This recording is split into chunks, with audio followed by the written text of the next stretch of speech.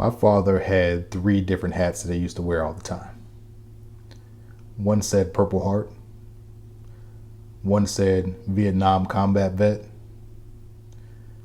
and the last one said, once a Marine, always a Marine. The military is a culture, and it's a culture worth talking about and worth understanding.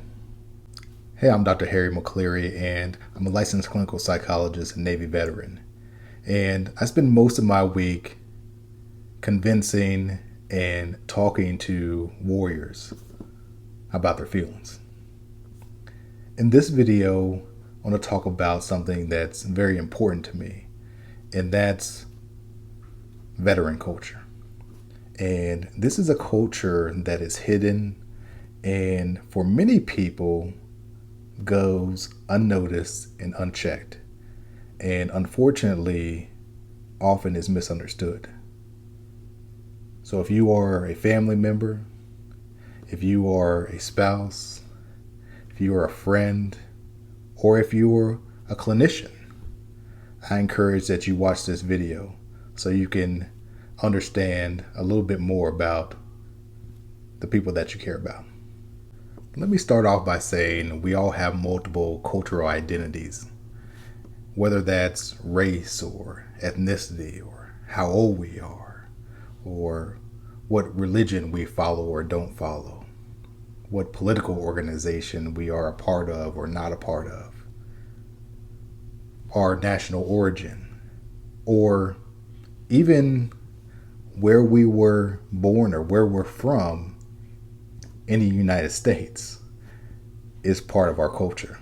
I can remember going to boot camp and I'm from Georgia, or Georgia is how I was saying it at the time. And I met my first person from New York. And then I met somebody from California. Seemed like their cultures were a little bit different than mine. Not only do we have multiple cultural identities, but how much we identify with those cultural identities or how close we are to those cultural identities ebbs and flows, and it changes over time. Maybe we pick up more cultural identities. Maybe you pick up a label as a father, and now that's another cultural identity that you have. One cultural identity that sticks out for me is when I got to my first duty station in San Diego, and it became very apparent that I was from Georgia.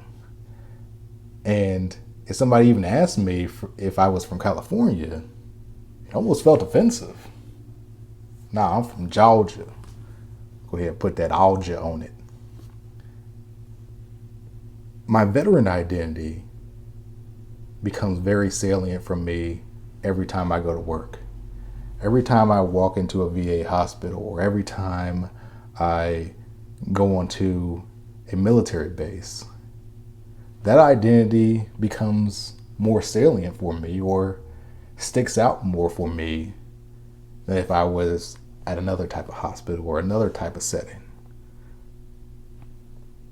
Sometimes those identities, especially the ones that aren't seen, become more important or stick out more to you when you're around a lot of people that have that same identity, or when you feel like you're the only one in the group of people that has that identity. So here's some civilians saying, how is being in the military or being a veteran a culture? That's just a job or just a thing that you did at one point in your life. I'm glad you asked. 6 reasons why being a veteran is a culture. And one is we have a different language. We speak in acronyms.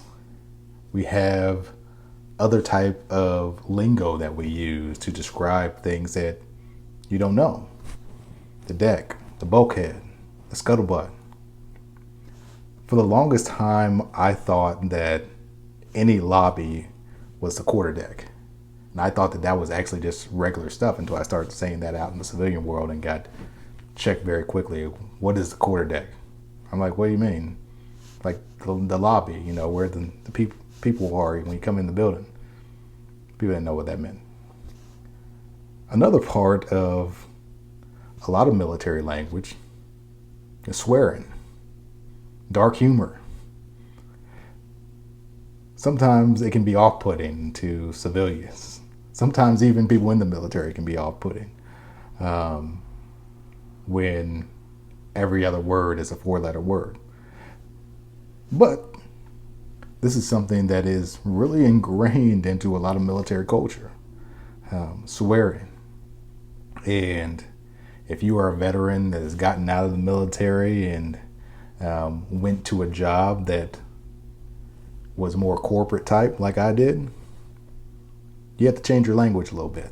If you're getting value out of this video, go ahead and smash that like button.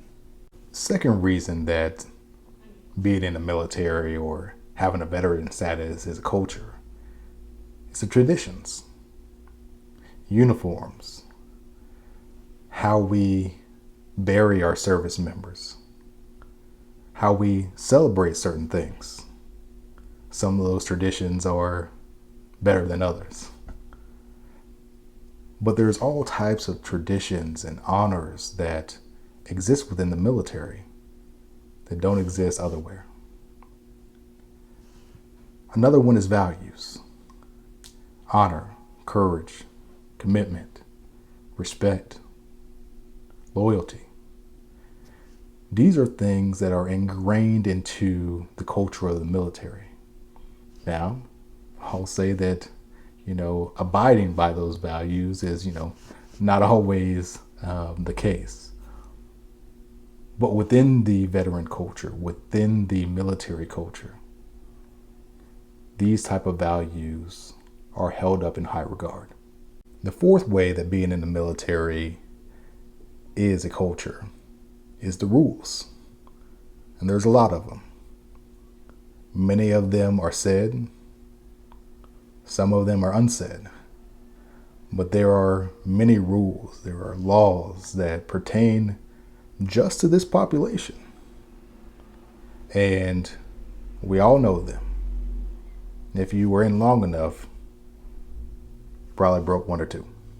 The fifth way that the military as a culture is the ranking system. There is a way that we look at people of different ranks. And many of us will even carry those on after, based on the respect that we had for those ranks. We may call somebody colonel forever, even though they got out 30 years ago. The respect is still there. There's also the rank and responsibility that comes with those different ranks. And that also holds true. You can call somebody sergeant forever. You can have somebody that was your sergeant and always look up to them and look up to them as a mentor, no matter how old you get. The sixth way that the military is a culture is those unique experiences that you only experience really in the military. Sure, there is the combat, the going to war, but there's other things as well. There is going on deployment and not seeing your family for a extended period of time.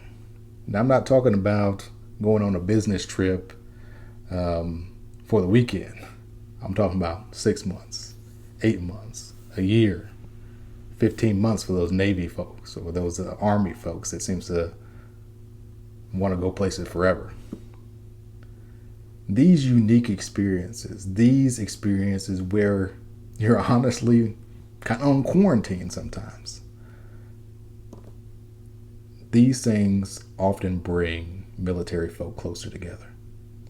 And it's a reason why a lot of military people struggle with getting out of the military and transitioning to civilian life. Because the other people that they may run into haven't had a lot of these experiences that they've just really looked at as their day-to-day.